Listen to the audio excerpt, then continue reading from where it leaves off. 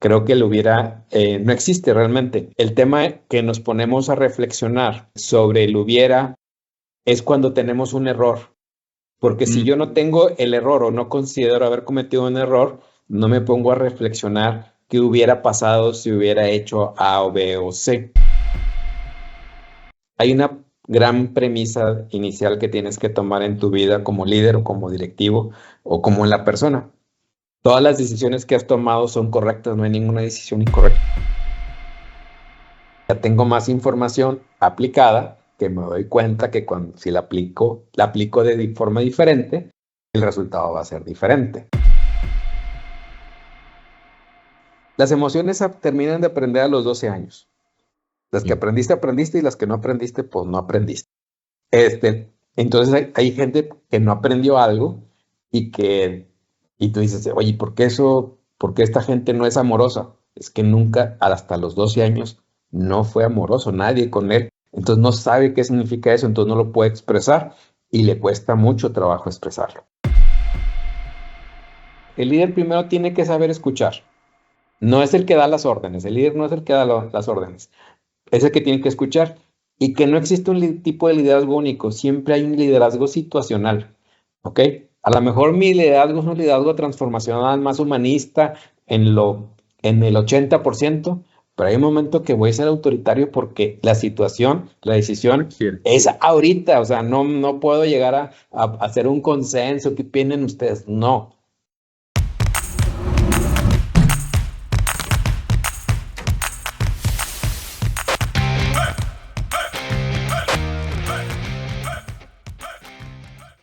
Muy buen día, saludos a todos. Soy Roberto Bonilla, socio en Novarum México y tu anfitrión en este nuevo episodio del podcast El Hubiera Sí Existe. En este podcast exploramos muchas posibilidades de aprendizaje a través de anécdotas o problemas reales o situaciones que nuestros invitados nos ponen sobre la mesa y analizamos las decisiones que en su momento se tomaron en la perspectiva con el paso del tiempo. El día de hoy les pido que se preparen para desafiarnos y a descubrir que el hubiera de hecho sí existe. Tenemos como invitado a un gran amigo regiomontano, Emilio Torres, y aplicaremos que el hubiera sí existe en un umbral en los casos en que el hubiera en realidad pudiera no existir. O sea, estamos aquí Emilio y yo dialogando desde hace varios días sobre este tema. Y eso es factible, no es factible que el hubiera exista porque ya hay eventos que son totalmente irreversibles en el pasado. Sin embargo, aquí los voy a dejar en suspenso, no me quiero adelantar a lo que podamos descubrir juntos con Emilio. Y lo que Emilio puso sobre la mesa es que revisemos el tema de la toma de decisiones, en donde Emilio sostiene que hay ciertos tipos de condiciones en que el hubiera no existe. Y yo voy a tratar de identificar dentro de su reflexión cómo es que el hubiera sí puede seguir existiendo aún en ese tipo de casos que pareciera que son totalmente irreversibles. Voy a leer su semblanza. Les comento que a nuestros invitados les pedimos una semblanza de 100 palabras. Emilio es una persona sumamente ocupada, viaja por todo el mundo y me dijo, mira, ¿sabes qué? O sea, ahí extrae lo mejor que puedas de 436 palabras que me pasó. Lo que hice fue que pasarlo al filtro de la inteligencia artificial y la misma inteligencia artificial le batalló y logró un resumen de 200 palabras que es el que les voy a leer. Vamos a ver, Emilio, qué tan buen trabajo hizo la inteligencia artificial con lo que me compartiste. Emilio Torres es un profesional apasionado por la innovación y el servicio a las personas, valorando la honestidad y la confianza. Se destaca en áreas como la docencia, el coaching y el desarrollo de metodologías para la formación de líderes. Entre sus intereses se encuentran la lectura, la escritura, el desarrollo de productos y la filosofía, así como actividades recreativas, entre las cuales se encuentra el caminar, meditar y jugar tenis. En cuanto a su carácter, Emilio se autodescribe como una persona sincera, directa, comunicativo y con una gran capacidad de análisis y resolución de problemas. Su formación académica incluye múltiples grados en áreas relacionadas con la educación, el coaching, el liderazgo, la gestión de negocios, con una amplia experiencia laboral en empresas tales como Teleperformance, Cemex, FEMSA, Bimbo y Pemex, entre otras. Su ambición profesional se centra en impulsar a las personas a que evolucionen, tanto ellas como personas y las organizaciones en donde laboran. Bueno, por si fuera poco, es autor del programa de competencias conversacionales para el desarrollo en los participantes de competencias de coaching, liderazgo, gestión de equipos de alto desempeño, coautor del modelo y taller de liderazgo Evolucionando Líderes, y en un periodo del 2013 y 2014 fue consejero en el periódico El Norte para la sección nacional. Sus valores fundamentales incluyen la equidad y la integridad y rechaza todo comportamiento deshonesto e irresponsable. Con nosotros está Emilio Torres. Te doy la más cordial bienvenida y agradezco mucho el tiempo que nos das en tu apretada agenda, Emilio. No, al contrario, gracias por la invitación y creo que va a ser una muy buena charla, una muy buen debate de ideas, que creo que ese es el objetivo. Y sí, más que gustoso, como dices, a veces la agenda es complicada, pero cuando hay este tipo de iniciativas que te quiero felicitar porque no hay muchas, pero la verdad es que a veces necesitamos esto para el crecimiento, porque cuando ponemos las ideas sobre la mesa y la gente las puede debatir o las puede retar, eso es importante, ¿no? Y creo que el tema que tú pones sobre la mesa sobre el hubiera sí existe, pues es un tema bastante retador y lo podemos entender desde cierta perspectiva, pero en mi filosofía de pensamiento, si tú quieres llamarlo así, o la estructura que yo he armado en el tiempo, la experiencia, creo que el hubiera no existe realmente. El tema que nos ponemos a reflexionar sobre el hubiera es cuando tenemos un error. Porque si yo no tengo el error o no considero haber cometido un error, no me pongo a reflexionar qué hubiera pasado si hubiera hecho A o B o C. ¿Sí? En ese tema, yo siempre le digo, porque como bien lo mencionaste en mi semblanza, en temas de coaching o de mentoring en el liderazgo, le digo, ¿sabes qué? Hay una gran premisa inicial que tienes que tomar en tu vida como líder o como directivo o como en la persona. Todas las decisiones que has tomado son correctas, no hay ninguna decisión incorrecta. Y obviamente la gente se me queda, chicos, ¿cómo? Pues que si me equivoqué. Le digo, a ver, espérame tantito. Lo que pasa es que en el momento que tú la tomaste, tú tenías cierta información, cierto conocimiento, cierta experiencia, que tenías todas las herramientas o todo lo que estaba a tu alrededor era lo que tenías en ese momento. Y con eso tomaste esa decisión. Te das cuenta un año después que si hubieras sabido esto, que si en ese momento alguien te hubiera avisado, que si ya hubieras pasado por no sé qué A, B, C o D, hubieras tomado otra decisión. El tema es que no pasaste por ahí. Entonces, y no, incluso tal vez ni siquiera sabías que tenías que pasar por ahí, que el tiempo te lo dio y reflexionas hacia el pasado y dices, si yo hubiera sabido esto, o yo hubiera tenido esta experiencia, hubiera estudiado lo que tú, o te hubiera conocido a otra persona, o hubiera escuchado a otra persona, hubiera tomado. Ahora, entonces a partir de ahí, la decisión, si regresas en el tiempo y no tienes la misma experiencia, te quedas exactamente igual, te apuesto que hubieras tomado la misma decisión. ¿Okay? Sin embargo, ¿qué pasaría, Emilio, si me vuelvo a enfrentar a la misma situación o muy parecida? Ahí es donde yo digo que el hubiera sí existe, porque claro, no puedo cambiar el pasado, pero estoy aprendiendo y ya puedo enriquecer mi decisión. Correcto. Ahí en ese momento tú ya eres otra persona, obviamente porque aprendiste, porque leíste, porque tienes otra experiencia, tienes información adicional y tienes otra decisión en la misma circunstancia donde dices, ya no me va a pasar 2 veces, porque ya aprendí. Pero entonces esa decisión se convierte en la decisión correcta en ese momento porque tienes más información, ¿sí? Y puede pasar el tiempo y luego también verla que no fue tan buena, ¿verdad? Exactamente. Y pase y ya tienes una tercera ocasión donde vuelves a modificar tu decisión en base al pasado. Pero al final es porque ahora tienes más información. Ahora, también les digo, también depende en la silla que estés sentado. Yo tuve un jefe que tú conociste o has conocido que se llama Quicho, que cuando tomaba una decisión y yo iba y le reclamaba, oye, que no sé qué, dice, con gusto siéntate en mi silla y a ver qué decisión tomarías. Sí. Fue un gran aprendizaje. Pues sí, no estoy sentado en tu silla con una presión que yo no recibo porque estás recibiendo la presión de tu jefe o del cliente o lo que sea, y él con esa presión en ese momento que dices tienes 30 segundos para tomar una decisión, pues toma la mejor decisión que puedes bajo esa circunstancia, ¿ok? 3 días después o 3 horas después, yo llegaba y le decía, es que no sabías, pues no, no sabía, pero en ese momento no podía saber porque tenía esa presión. Entonces dice, pues siéntate en mi silla a ver a saber que hubiera tomado tal vez la misma decisión que tomé yo, ¿no? Ahora, las decisiones se construyen de diferente forma. Puede ser que tengamos dos personas aparentemente la misma experiencia, los mismos estudios, y bajo la misma circunstancia tomemos una decisión diferente. Bueno, ¿eso a qué se debe? A los valores primero, o sea, qué valores tengo yo y qué tiene valores la otra persona.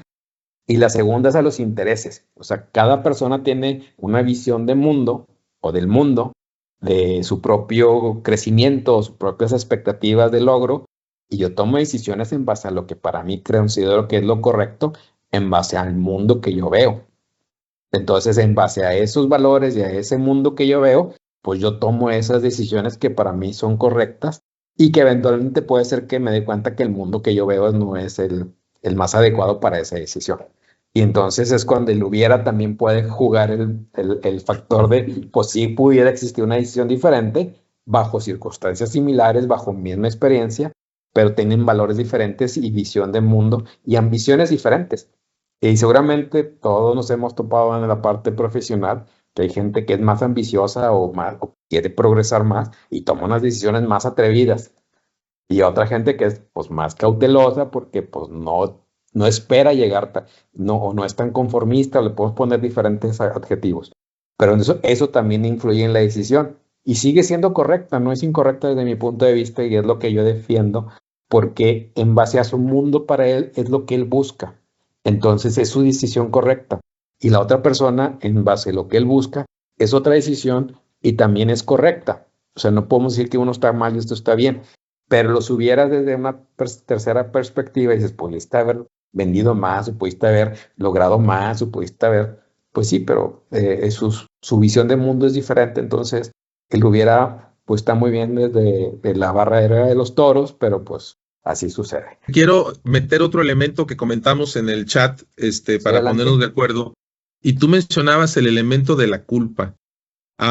Ahorita voy a retomar lo que dijiste de los valores y los intereses y la visión del Claro. mundo, pero quisiera que metieras en la ecuación la culpa, que ahorita no la has mencionado. No, la culpa tiene que ver con el error, o sea, me equivoco y me siento culpable de haber tomado una decisión incorrecta. Entonces, la culpa va muy asociada al error. Y entonces, mientras yo considere que no me he equivocado, pues no aparece la culpa, porque la situación se va presentando como algo que va caminando en el sentido por lo cual yo tomé la decisión. La decisión yo la tomo para provocar algo, ¿sí? Para avanzar, para detener, pues depende del tipo de decisión. Pero si logro lo que yo pensé con esa decisión, pues no hay un error y por lo tanto no hay una culpa. Entonces la culpa puede aparecer en el momento en que la acción que yo generé, la decisión que yo tomé, no logró lo que yo buscaba, entonces me puedo empezar a culpar de no tener las capacidades, de no tener el conocimiento y que tomé decisiones o tomo decisiones equivocadas por mi falta de algo, ¿no? Usualmente lo asociamos a conocimiento, ¿sí? Y a veces no es necesariamente eso, es otras circunstancias alrededor lo que hace que no fluya, ¿no? Porque no todo es conocimiento. Y es donde entra también las tres etapas de información, conocimiento y aprendizaje. Y entonces donde a veces tengo mucha información, pues sí, tengo un chorro. ¿Y eso de para qué te sirve? Pues no te sirve casi de nada si no la asocias a un conocimiento y el conocimiento se genera a través de poner en práctica y que se logra como aprendizaje. O sea, de nada me sirve a mí saber que en África hay un montón de animales o un montón de plantas y eso que a mí ¿para qué me sirve? A lo mejor me sirve muy poco en mi profesión, porque no soy biólogo, no soy antropólogo, no soy nada, entonces, pues ahí está. Entonces, ¿qué hago con eso? Lo tengo que encasillar en conocimiento, en algo que yo pudiera utilizar y que diga, estas plantas pueden ser medicinales. Ok, pueden. Y ahí me dijeron, ok, hasta que no lo aplico, pues no aprendo que tal planta es medicinal para tal enfermedad. Y entonces mientras no lo aplique, pues solamente tengo información. Y a veces es, ahora con tanta comunicación que hay, tanta información que fluye, estamos inundados que la gente cree que por haber leído ya aprendió. Y la realidad es que uno aprende hasta que aplica lo que leyó. Pero para poderlo aplicar lo tengo que encasillar en algo. O sea, ¿qué es el conocimiento? Esto es a lo mejor no exactamente como lo voy a decir, esto es de biología o esto es de física o esto no, pero simplemente esto lo puedo utilizar y cuando lo utilice diga, ya comprobé que eso que leí o que me pasaron o lo que sea, o que vi en un video, lo puse en un encasillero, lo apliqué y lo comprobé que para mí sí funciona. Porque puede ser que esté en lo correcto lo que dice el documento, el paper o la página de web, pero a lo mejor a mí no me funciona. Oye, entonces tu perspectiva sobre este tema de la culpa es que en realidad, bueno, por una parte nos dices, no hay decisiones equivocadas porque en ese momento lo tomaste con los elementos que tenías, ¿no? Entonces, lo que realmente sí hay con el paso del tiempo son aprendizajes. Correcto. Y entonces el aprendizaje es, ya tengo más información aplicada, que me doy cuenta que si la aplico de forma diferente, el resultado va a ser diferente. ¿Ok? Porque cuando leo algo de la cantidad de información que recibimos y tú dices que en nuestra mente como que la ponemos en un rinconcito y dices, esto me puede servir para la siguiente contratación o alguna cosa, ¿no? Mira, Y cuando la aplicas, pero cuando la aplicas puede ser que no funcione, ¿sí? O sea, la correcto. leíste, el autor fue muy convincente, dice que funciona fabuloso, pero por X, Y, Z razón, para ti no te funcionó, pero entonces ya ahora tienes más información, ¿sí? Correcto, esa es otra. Y la otra es el saber discernir. Ahora que hay tanta información y te metes a TikTok, hay una cantidad de videos y uno que dices, no, hombre, este cuate no sabe ni lo que está diciendo. Entonces, pero la gente lo da por real y por verídico y cree que ya aprendió con eso, además. O sea, yo ya me eché un video y ya porque vi el video, ya aprendí. ¿Y qué aprendiste? O sea, tienes información, pero no sabes aplicar esa información. Aprendizaje es cuando lo que yo aprendí o vi en un video, me eduqué, lo aplico, en ese momento y realmente ya aprendí. Solamente el resto la palabra es correcta, tengo información. Sé que hay algo ahí afuera que pudiera aplicar. ¿Ok? Y entonces, ya cuando lo aplico, ya lo adapto a mi realidad y lo entiendo y cómo lo puedo utilizar, en ese momento realmente ya aprendí. ¿Y cuántas veces no nos ha pasado que leemos algo, creemos que lo entendemos o lo comprendemos y luego lo tratas de aplicar y dices, no, ya entendí, te cae el 20, ¿no? Le Sí. tenía que hacer este twist para que realmente funcione. Y creo que una de los grandes ventajas y desventajas, porque lo puedes ver en ambos sentidos y que la sociedad va a tener con el tema de la inteligencia artificial, es la capacidad de discernir lo que nos está contestando la inteligencia artificial. Uy, Es- definitivamente. y ese es un gap puedes generar un gap social enorme, porque el Enorme. que tiene conocimiento, el que tiene aprendizaje, y que le puede preguntar con mayor precisión a la inteligencia artificial, va a responder, pero también va a identificar, esto no me suena que sea lógico, o esto Ajá. no me suena racional, o esta no me suena, a ver, aquí como que aquí sí se equivocó, porque sabemos que se equivoca. Se equivoca, sí. Entonces, pero alguien que simplemente le pregunta, le pide cosas y lo que contesta lo asuma como 100% verídico, está en desventaja. Sí. Pareciera que cree que está en ventaja, pero está en desventaja, pero hay un punto en que se va a perder. Y hablamos, por ejemplo, el tema de cómo ahora utilizan ellos la generación de correos electrónicos en Ujú. automático por inteligencia artificial. Yo les dije, excelente, pero no. Yo necesito que ustedes redacten, porque le piden, hazme un correo de no sé qué, y les hace todo, de 0 a Sí. 100. No hacen nada más que el pedido. Dije, no, necesito que la gente haga la primera versión, porque si no va a perder agilidad mental, va a perder, y hay un momento en que ya no sabe ni qué escribir. Entonces, hagan una versión y pídenle que les mejore su versión. Porque Ok. así como tú hiciste, o sea, aquí te va esto que te Sí, manda Emilio, dame una versión resumida, lo que sea, sí, pero no hazla de cero. Y eso les va a generar agilidad porque también van a ver que lo que ellos hicieron, cómo lo mejoró, y la siguiente vez ellos pueden tomar esa mejora en su propia redacción y les va a dar algo mejor de lo que estaba. Entonces es como que un improvement de claro. cómo redactar correos. Porque si no, hay un momento que se van a atrofiar la mente y ya no van a poder hacer nada sin la cosa esa. Claro. Entonces, porque además es bastante atractiva, Sí, bastante adictiva. y seductora. Oye, pues me hace Sí, el jale, me hace la propuesta, me hace el correo, pues ya no más falta que venga y me cocine. Y también sabemos que hay robots que ya cocinan. Y está padre todo eso porque creo que, bueno, al menos yo que soy creyente de hace muchos, de todo eso, y soy fan de toda la automatización, inteligencia artificial, me encanta, pero también hay un punto en que tengo que decirle a la gente, no sé, ni se apaniquen, tienen que aprender.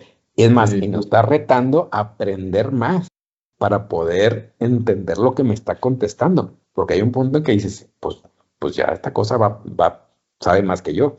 Y pues sí, tiene más información y consolida y analiza más rápido que yo. Aún, o sea, eso es una realidad.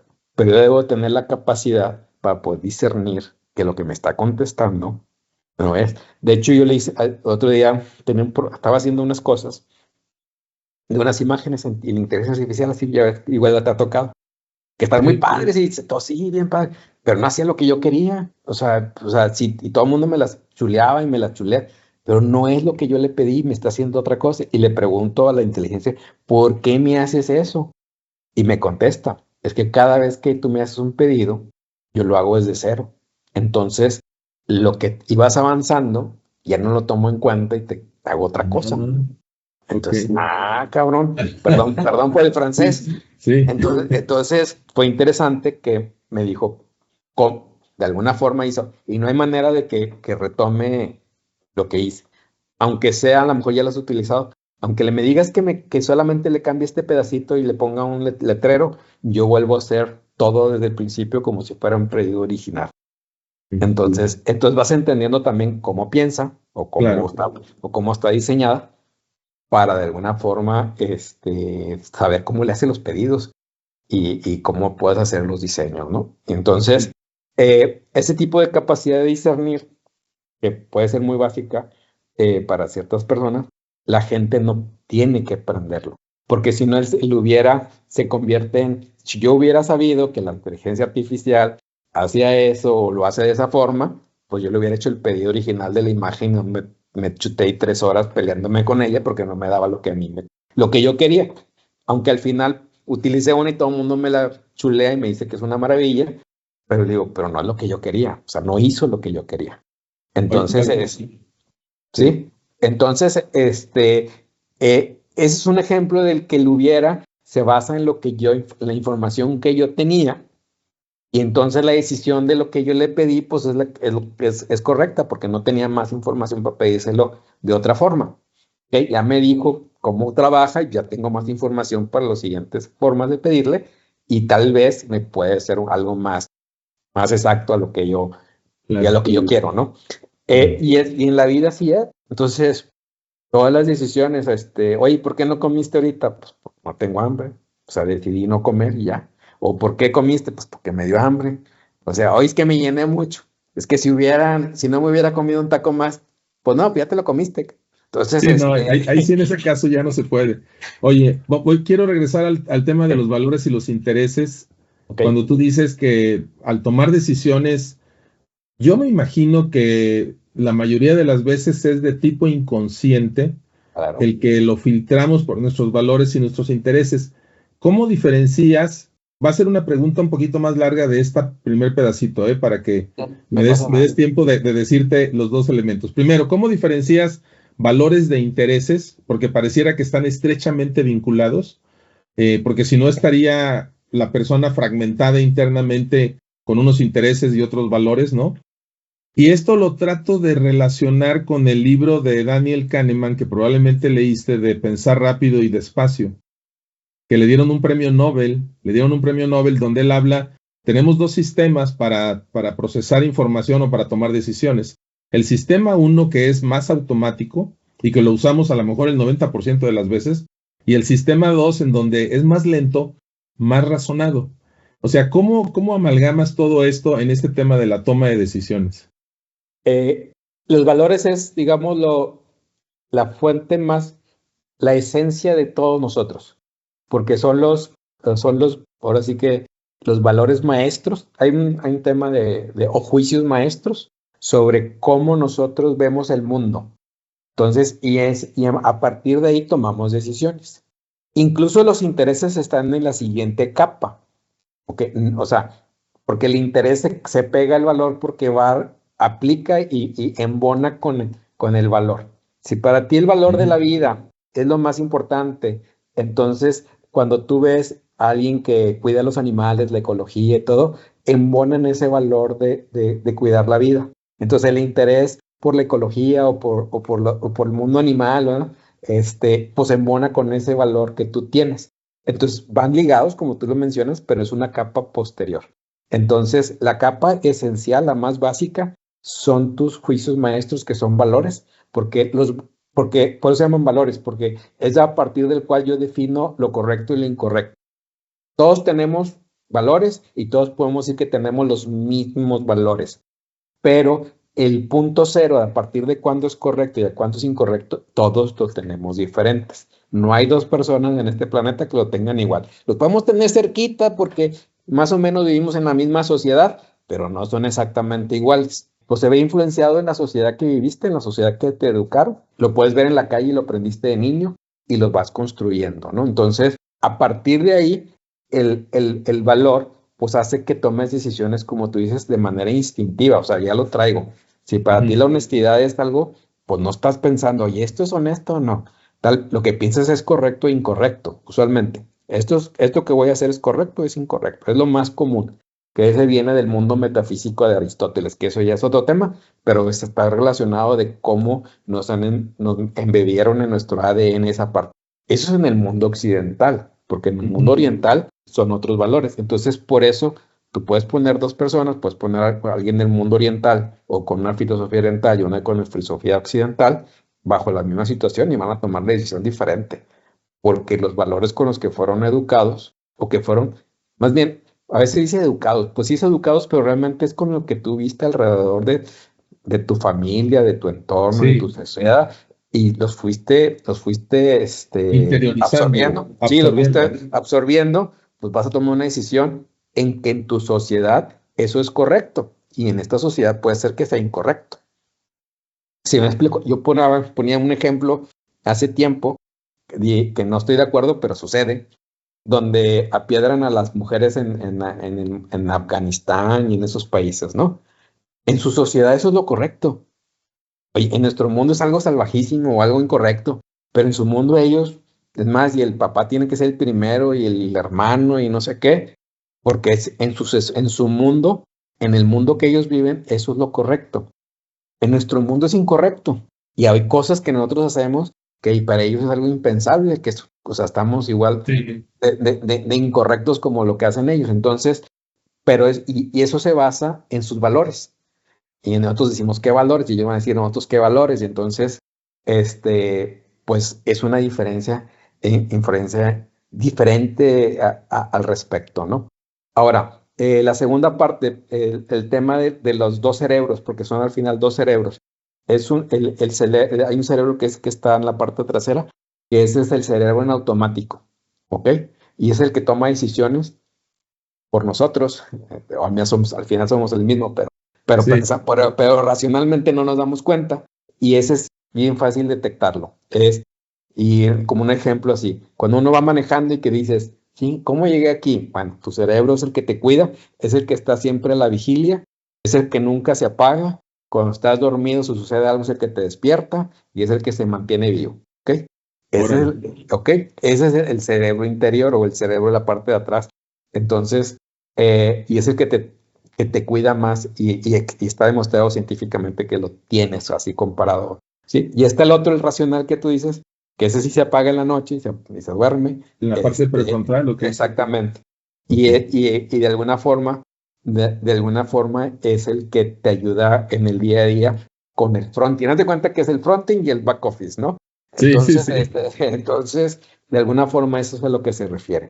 En ese fronting, pues a veces esto es más acelerado el fronting porque pues tiene que reaccionar ante situaciones y el de atrás, pues es el que te puede pausar, es el que te puede calmar y eso es a lo que se refiere más o menos eso en el libro. Pero, por ejemplo, en ambos casos, las decisiones están filtradas inconscientemente por valores e intereses. Totalmente. Totalmente. En ambos casos. Sí, los intereses. Pues los intereses son tus ambiciones. O sea, si tu interés es ser contramillonario, pues vas a hacer acciones para ser contramillonario. ¿Sí me explico? Si tu interés como dije, la ecología, pues tus decisiones van a ser encausadas en la ecología. Es más, tú cuando ves una mesa redonda, no sé si qué tanto, digo, la gente que nos escucha, ve las mesas redondas, por ejemplo, de tercer grado o Sí. en ese tipo. ¿Ves? Obviamente cuando están hablando a través de sus intereses. Y súper evidente, o sea, y esos intereses son en la manera en que ellos ven el mundo y piensan y dices, o sea, uno ve que la presidenta hace todo mal y la otro ve que la presidenta es la más maravillosa del planeta. Pues ni una ni otra tampoco, ¿verdad? Hay un punto, siempre sabemos que hay un punto medio, ni en todo ni nada, pero dices, pues esos intereses y esos valores, pues filtran su forma de ver el mundo, entonces te veo perfecto, ¿no? Y el otro, pues su mundo y valores te hace ver que eso sí totalmente mal, ¿no? Y la realidad es que ni uno ni otro, ¿no? A ver, mira, creo que estoy encontrando un punto que pudiera ser interesante y me voy a regresar al tema de la culpa. ¿Qué tanta energía resta a las personas el tema de la culpa, que muchas veces lo podemos traer, y hablo en primera persona porque alguna vez también lo he vivido, ¿verdad? ¿Qué tanta energía nos resta el estar arrastrando esos sentimientos de culpa en la vida?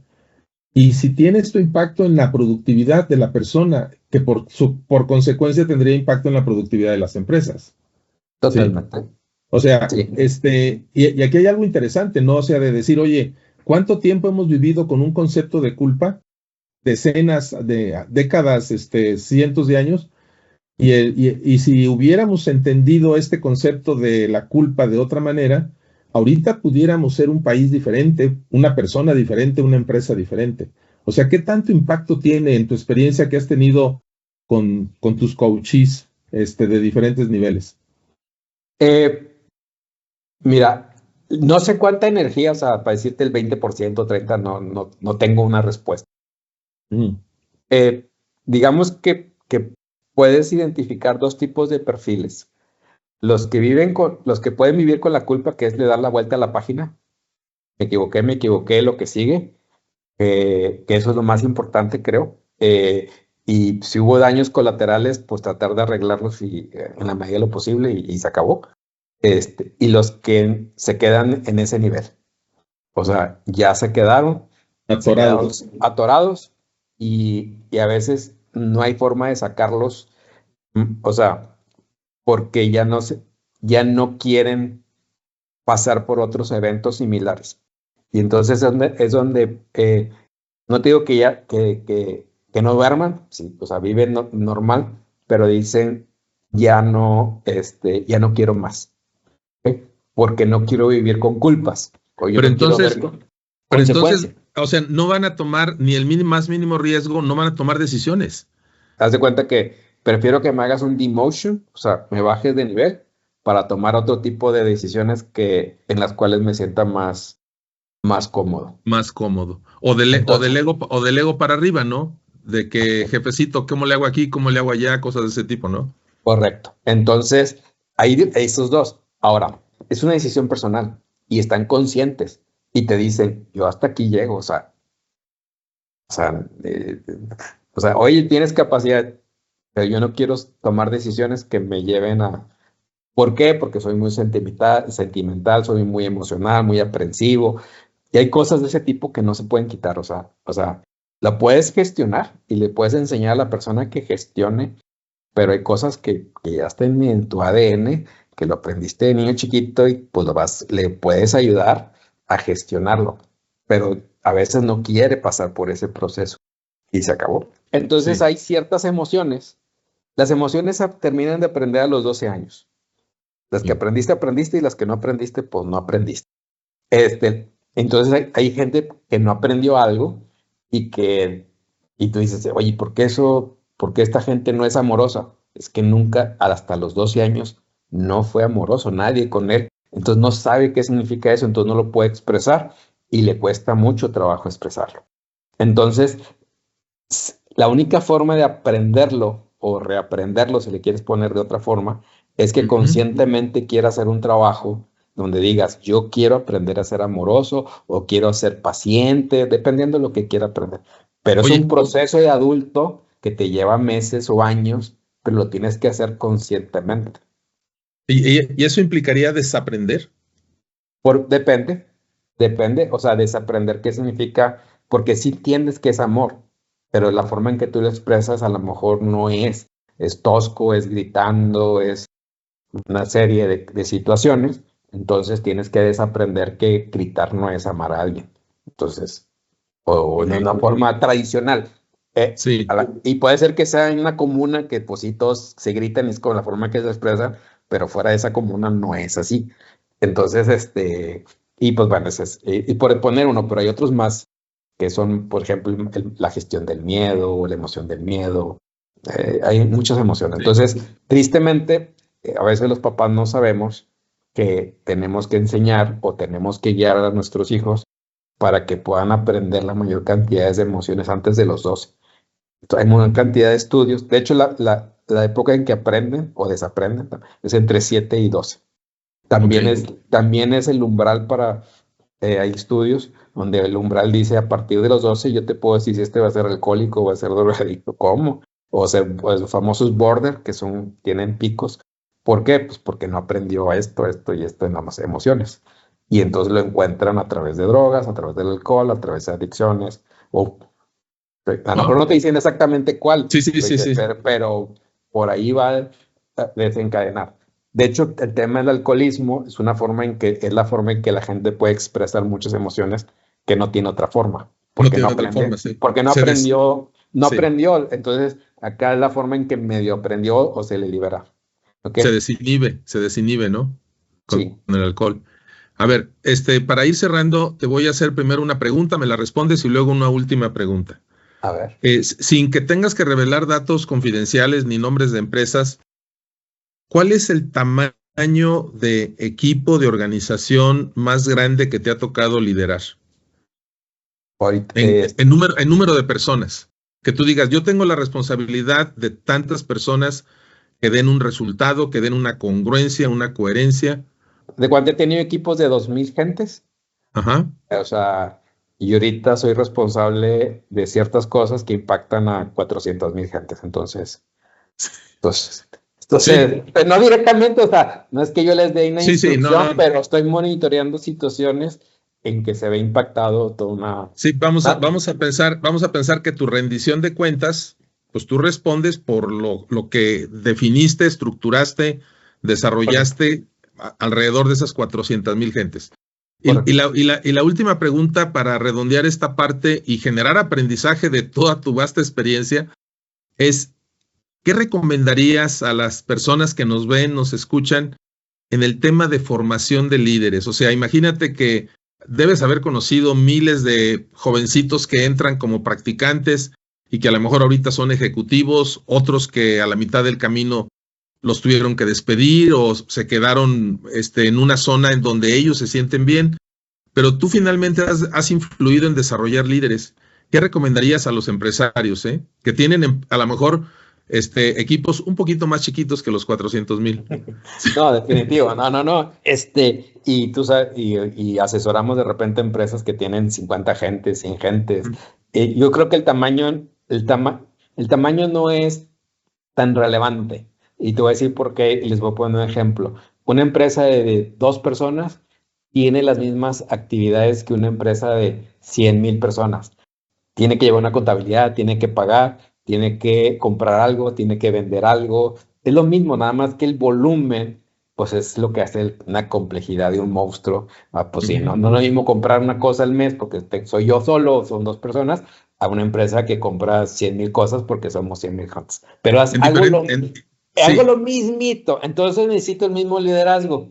O sea, dicho lo anterior, necesito líderes iguales, ¿no? Entonces, para mí siempre lo que yo trato de infundar a las personas que toco es dos cosas. El líder primero tiene que saber escuchar. No es el que da las órdenes, el líder no es el que da las órdenes, es el que tiene que escuchar.